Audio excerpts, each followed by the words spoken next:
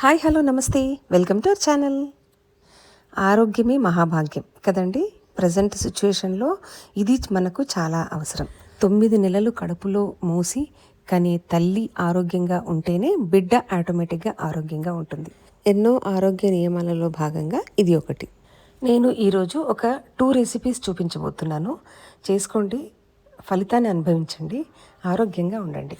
మా సిరికి డెలివరీ అయ్యాక నేను ఏ విధంగా బాలింతకు చేసి పెట్టాను ఏంటి అనేది నేను మీతో ఆల్రెడీ షేర్ చేసుకున్నాను.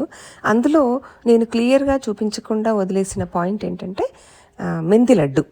సో అది వీడియో చూసిన తర్వాత చాలామంది అడిగారు, అమ్మ మెంతి లడ్డు రెసిపీ చెప్పండి, మేము చేసుకుంటాము అని చెప్పడం జరిగింది. సో వాళ్ళందరి కోసం కూడా నేను ఈరోజు ఈ మెంతి లడ్డు తర్వాత పోపు చల్ల ఇవి రెండు కూడా చేసి చూపిస్తాను, చూడండి. ఫస్ట్ అయితే ఒక 50 గ్రామ్స్ మెంతుల్ని తీసుకొని స్టవ్ మీద సిమ్లో పెట్టుకొని వేయించుకోవాలి, కొంచెం ఎర్రగా వేయించుకోవాలి. సో తర్వాత మిక్సీలో మెత్తగా పొడి చేసి పెట్టుకోవాలి. అయితే నేను ఇక్కడ ఈ కప్పు మెజర్ తీసుకున్నాను అనమాట. సో ఇట్లా వేయించుకొని పొడి చేసుకున్నటువంటి మెంతుల పొడిలో ఒక గిన్నెలో వేసుకొని ఆవు నెయ్యి లేకపోతే మనం ఇంట్లో చేసుకున్న నెయ్యి అయినా పర్లేదు, దాంట్లో ఒక కప్పు వేసుకొని నానబెట్టుకోవాలి. ముందు రోజు అంటే 24 అవర్స్ నానబెట్టుకోవాలన్నమాట ఈ పొడిని. సో మరుసటి రోజు ఇది ప్రాసెస్ అంతా కూడా చేయాలన్నమాట. కొంచెం ఓపిక తెచ్చుకొని చేసుకుంటే మనకు ఆరోగ్యం అనేది చాలా బాగుంటుంది. నేను ఉదయాన్నే మా వారు పిల్లలు అందరూ వెళ్ళిపోయాక వాళ్ళకి బాక్స్ అన్నీ చేసేసిన తర్వాత నేను ఈ ప్రాసెస్ నిదానంగా మీకు చూపిస్తున్నాను. డ్రై ఫ్రూట్స్ కూడా తీసుకున్నాను. నేను మెంతులు ఏదైతే మెజర్తో కప్పుతో తీసుకున్నానో అదే కప్పుతో డ్రై ఫ్రూట్స్ అన్నీ కూడా తీసుకున్నాను అనమాట. సో ఇవన్నీ కూడా నెయ్యిలో వేయించుకొని పౌడర్గా చేసి పెట్టుకోవాలి. నేను ఇక్కడ ఏమేమి డ్రై ఫ్రూట్స్ తీసుకున్నానో చెప్తాను. సో మనకి 50 గ్రామ్స్ మెంతులు తీసుకున్నాం కదా, అట్లాగే ఎండు కొబ్బరి తురుమును కూడా ఒక 50 గ్రామ్స్ తీసుకోవాలి.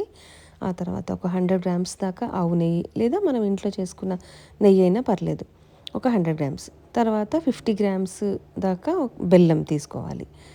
ఒక 50 గ్రామ్స్ ఎండు ఖర్జూరాల పొడిని తీసుకోవాలి.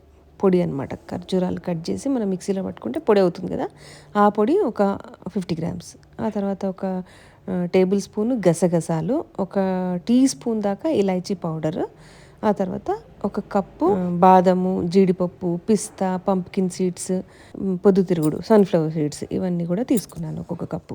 నేను ఇందాక డ్రై ఫ్రూట్స్ అన్నీ కప్పు అని చెప్పాను కదా, అవన్నీ కూడా చక్కగా నెయ్యిలో వేయించుకోవాలి. విడివిడిగా వేయించుకున్నా పర్వాలేదు, అన్నీ కలిపి వేయించుకున్నా పర్లేదు. ఏంటంటే వేయించుకునేటప్పుడు మనం చూసుకోవాలి తొందరగా ఏవి వేగుతాయి, కొంచెం నిదానంగా ఏవి వేగుతాయి అని చూసుకొని దాన్ని బట్టి మనం వేయించుకుంటే సరిపోతుంది. నేనైతే ఫస్ట్ బాదం వేసిన, ఆ తర్వాత జీడిపప్పు, ఆ తర్వాత కొంచెం వేగాక పంప్కిన్ సీడ్స్ వేసిన అనమాట. ఇలా మనకు తెలిసిపోతుంది అప్పుడే. ఆ తర్వాత సన్ఫ్లవర్ సీడ్స్. అయితే నేను ఒక ఇంగ్రీడియంట్ స్కిప్ చేసాను అనమాట. మక్కన, పూల మక్కన అంటారు కదా, తామర గింజలు, వాటిని కూడా మనం ఆప్షనల్గా వాడుకోవచ్చు. అవి కూడా వేయించి పొడి చేసుకొని ఇందులో కలపవచ్చు అనమాట. సో అది నేను వేయలేదు ఈరోజు, మీరు ఇష్టమైతే వేసుకోండి, చాలా మంచిది అది కూడా. నెక్స్ట్ వచ్చేసి గసాలు తొందరగా మాడిపోతాయి కదా, సో లాస్ట్కి వేసుకుంటేనే బెటర్. ఆ తర్వాత కొబ్బరి పొడి కూడా తొందరగా మాడిపోతుంది కాబట్టి అది కూడా లాస్ట్కే. ఆ తర్వాత ఖర్జూర పొడి, అది కూడా లాస్ట్కే అనమాట. ఏవైతే మనం పొడులు చేసుకున్నామో అవన్నీ కూడా లాస్ట్కే వేసి దోరగా మళ్ళీ వేయించేసి అన్నీ ఒక ప్లేట్లోకి పోసుకొని కొంచెం చల్లగా అవ్వాలి.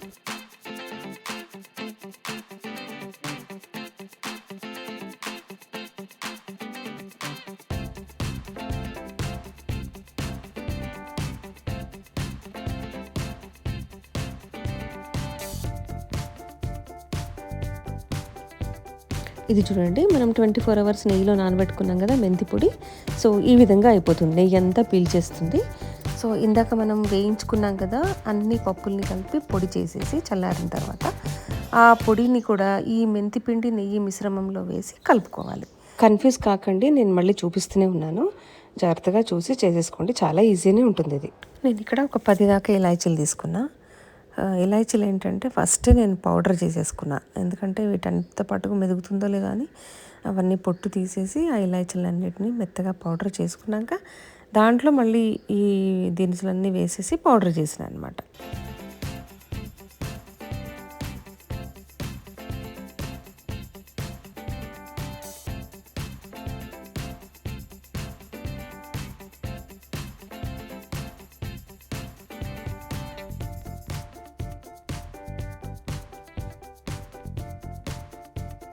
సో ఈ వేయించుకున్నటువంటి అన్ని పొళ్ళను మెంతి పిండి నెయ్యి కలిపిన మిశ్రమంలో వేసి బాగా కలపాలి.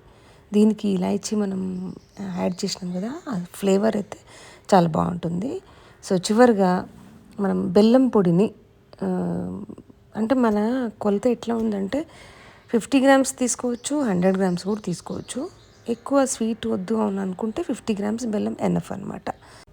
నేనైతే ఇక్కడ 50 గ్రామ్స్ బెల్లాన్ని యూజ్ చేసిన.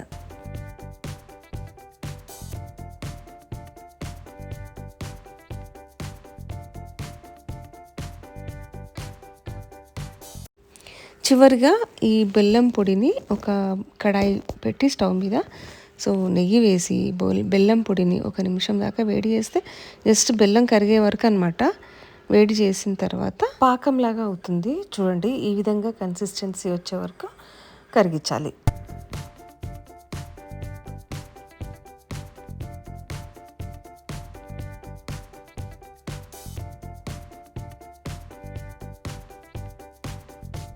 మనము ఇందాక కలిపి పెట్టుకున్నాం కదా, ఆ మిశ్రమాన్ని అంతా కూడా ఈ బెల్లం పాకంలో వేసి యాడ్ చేసేసి మంచిగా కలపాలి. 1 నిమిషం దాకా కలిపేసుకుంటే సరిపోతుందన్నమాట.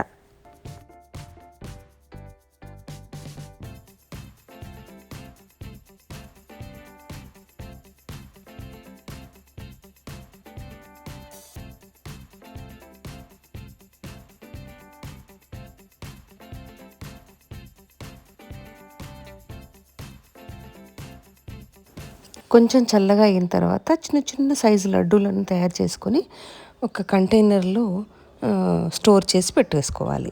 ఇక్కడ అర్చన అడుగుతుంది అనమాట, అత్తయ్య తొందరగా పెట్టండి, ఎగ్జైటింగ్గా ఉంది నాకు, నేను కూడా టేస్ట్ చేసి చూస్తాను ఎట్లా ఉందో అని చెప్పేసి అడుగుతుంది అనమాట. సో ఇది బాలంతలే కాకుండా ప్రతి ఒక్క ఆడవాళ్ళు కూడా తినాలి, ఎందుకంటే చాలా మంచిది హెల్త్కి. గర్భసంచిలో ఎటువంటి మలినాలు అవి ఉన్నా కూడా తొలగిపోతాయి అని చెప్పేసి ఈ సైజులో ఉండలు చేసేసి రోజుకు ఒకటి మనము పరిగడుపున తింటే అంటే నిద్ర లేవంగానే మొహం కడుక్కొని ఒక లడ్డు తిని వేడి వేడి నీళ్లు తాగితే చాలా అంటే చాలా మంచిది.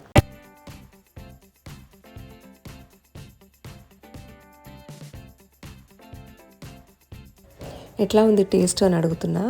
తిని పర్లేదైతే బాగుంది, నేను అనుకున్నంత చేదైతే లేదు, నిజంగా డ్రై ఫ్రూట్స్ బెల్లం అన్నీ కలిసినాయి కదా, సో వాటిని అన్నిటితో పాటుగా కొంచెం కొంచెం చిరు చేదులాగా అనిపిస్తుంది, కానీ బాగుంది అత్తయ్య అని చెప్తుంది.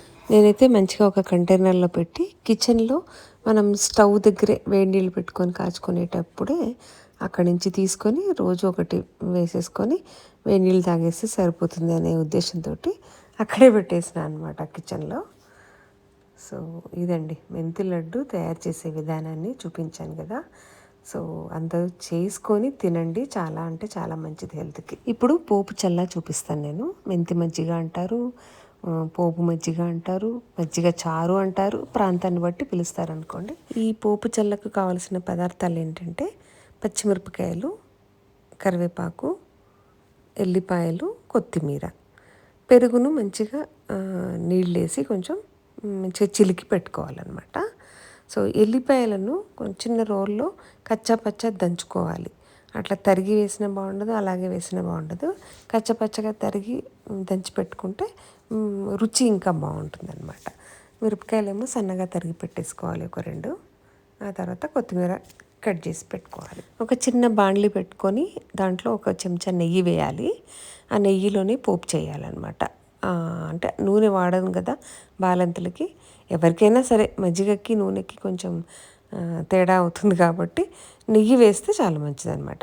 ఈ శనగపప్పు, మినపప్పు ఇవన్నీ వేయకుండా జస్ట్ ఆవాలు, జీలకర్ర, ఇంగువ, ఎండుమిరపకాయ వేసి ఇప్పుడు తరిగి పెట్టుకున్నాం కదా మనము పచ్చిమిరపకాయలు, ఎల్లిపాయ, కచ్చపచ్చగా కరివేపాకు ఇవన్నీ కూడా దాంట్లో వేసేసి ఒక చిటికెడు పసుపు, తర్వాత మజ్జిగలో ఉప్పు ఇవన్నీ వేసి మంచిగా చిలికేసి పెట్టుకోవాలి. మేమైతే బాలింతలకి 1 నెల రోజుల దాకా మజ్జిగ, పెరుగు అనేది వెయ్యమన్నమాట. ఎందుకంటే నెమ్ము చేస్తుంది, జలుబు చేస్తుంది, లంగ్స్లో బాగా నెమ్ము చేరుతుంది అనే ఉద్దేశంతో మజ్జిగలు, పెరుగులు పెట్టామన్నమాట. ఓన్లీ పాలు వేసి పెడతాము. పాలల్లో కూడా చక్కెర అనేది వెయ్యమన్నమాట. పాత చింతకాయ పచ్చడి నంచుకొని తినాలి. సో అప్పుడప్పుడు నెల రోజులు దాటిన తర్వాత ఈ పోపు మజ్జిగను వేస్తామన్నమాట. అది కూడా 2-3 రోజులకు ఒకసారి, వారానికి ఒకసారి అట్లా వేస్తామన్నమాట.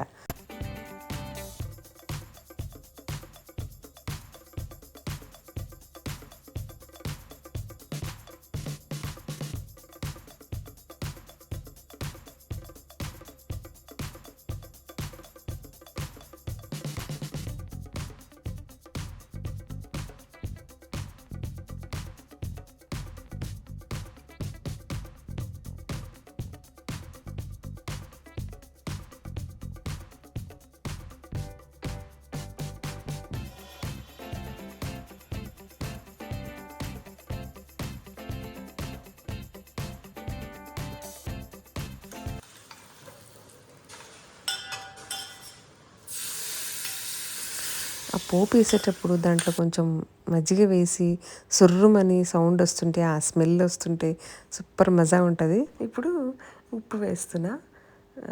తర్వాత ఈ పోపు చల్లలో మెంతి జీలకర్ర పొడి కూడా వేయొచ్చు. ఎందుకంటే కొంచెం పుల్లగా ఉంటే మాత్రం మెంతి జీలకర్ర పొడి వేస్తే అది బ్యాలెన్స్ అయిపోతుంది. పుల్లగా లేకుండా చప్పగా ఉంటే మాత్రం అవసరం లేదు, స్కిప్ చేయొచ్చు. ఈరోజు నేను కొంచెం మజ్జిగ పుల్లగా అయింది, సమ్మర్ స్టార్ట్ అయింది కదా, కొంచెం పుల్లగా అయిపోతుంది కాబట్టి నేను కొంచెం మెంతి జీలకర్ర పొడి యాడ్ చేసిన అనమాట. పోపు అంతా దీంట్లో వేసిన తర్వాత మనం ఒక్కసారిగా చేయితోటి అట్లా నలుపుకుంటూ పిసికేసుకుంటూ వేస్తే అది ఇంకా రుచి అనమాట. అందులోని పచ్చిమిర్చి, ఎల్లిపాయ, కరివేపాకు, కొత్తిమీర అన్నీ ఫ్లేవర్ అంతా కూడా ఆ మజ్జిగకు పట్టేయాలన్నమాట. ఆ ఎండుమిరపకాయ అంతా కూడా. సో అలా చేయితోటి బాగా నలిపేసి ఒక్కసారిగా మళ్ళీ కవ్వం పెట్టి చిలికేసుకొని అన్నంలోకి వడ్డించుకొని తింటే మాత్రం ఉంటుంది దీని టేస్ట్. అసలు అద్దిరిపోతుందబ్బా. మీరు ఒకసారి చేసుకోండి, చాలా అంటే చాలా బాగుంటుంది. 100% గ్యారంటీ ఇస్తున్నాను నేను, అంత బాగుంటుంది. సో ఒక్క బాలింతలకు చేసుకోవడమే కాదండి, రోజు కూడా మనము ఇలాంటి మజ్జిగను వేసుకొని తినటం వల్ల అసలు ఆరోగ్యానికి ఆరోగ్యం బాగుంటుంది, రుచికి కూడా చాలా అంటే చాలా బ్రహ్మాండంగా ఉంటుంది. సో ఇదండి నాకు తెలిసిన మా పెద్దవాళ్ళు చెప్పిన రెసిపీస్ని ఈరోజు చూపించాను. ఈ వీడియో ఇక్కడితోటి ఎండ్ చేస్తున్నాను. ఇంకో వీడియోలో మళ్ళీ కలుద్దాము. ఈ వీడియో కనుక మీకు నచ్చినట్టయితే లైక్ చేయండి, షేర్ చేయండి అండ్ సబ్స్క్రైబ్ చేసుకోవడం మాత్రం మర్చిపోకండి. Thank you.